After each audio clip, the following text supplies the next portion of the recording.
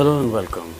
So today we are starting another interesting standard and continuing our journey in the global internal audit standards.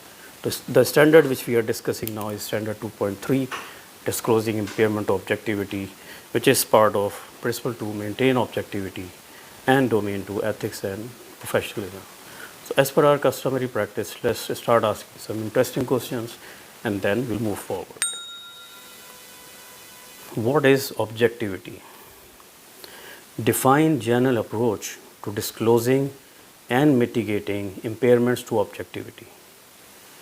Internal auditors must refrain from assessing which activities, which assurance engagement shouldn't be overseen by the chief audit executive, and how can conflict of interest impair objectivity. So let's get off to a start and understand what is the requirement of this standard. An independently positioned internal audit function supports internal auditors' ability to maintain objectivity.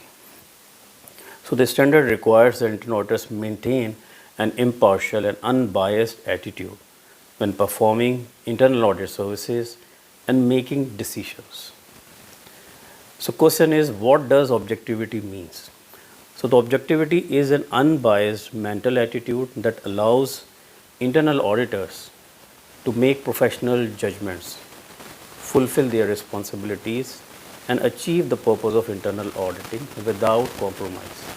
So you can be biased when there can be an example of your friend is working in the same department, your relative is working in the same department, you have a previous association with that function or process which is being audited.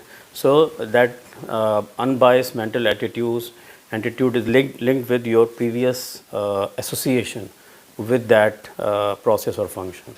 So if you have any previous association or current association with that function, then that means that you need to disclose your that connection so that the chief audit executive can take a decision and you can give a fair judgment of where do you stand in terms of that function.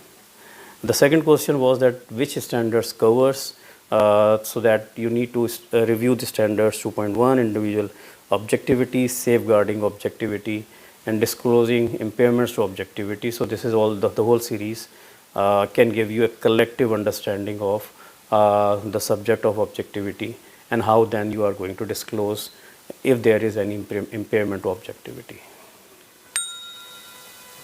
So what are the requirements of disclosures for any impairment to objectivity? So if objectivity is impaired in fact or appearance, the details of the impairment must be disclosed properly. If objectivity of the chief audit executive is impaired in fact or appearance, the chief auditor must disclose impairment to the board. So your address to be the appropriate party as well.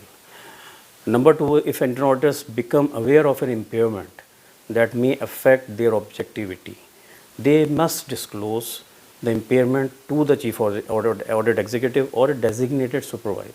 So there is a term word must is used. So there is no other option. If you realize as an internal auditor that you have some impairment to objectivity, you must have to disclose that.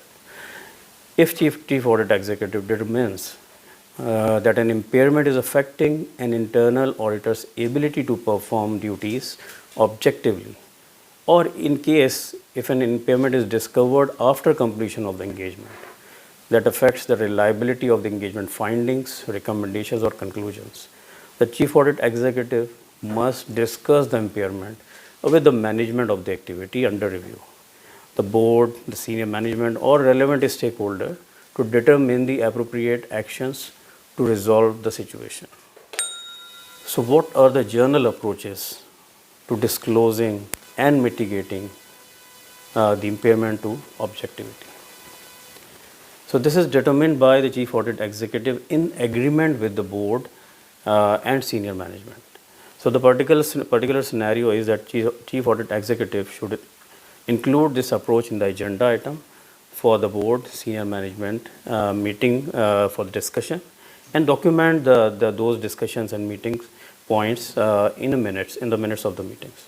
The chief audit executive should also adjust the approach based on the feedback of the board and senior management. And the approach should also be periodically presented, reviewed, and discussed for any subsequent adjustments based on the changes in the circumstances. And then where this should be recorded, the requirements for disclosing the impairment to objectivity and the actions to be taken should be recorded and documented in the IAD methodologies. So what if the impairment to the objectivity cannot be avoided? The chief audit executive may consider in that situation these options to manage the impairment.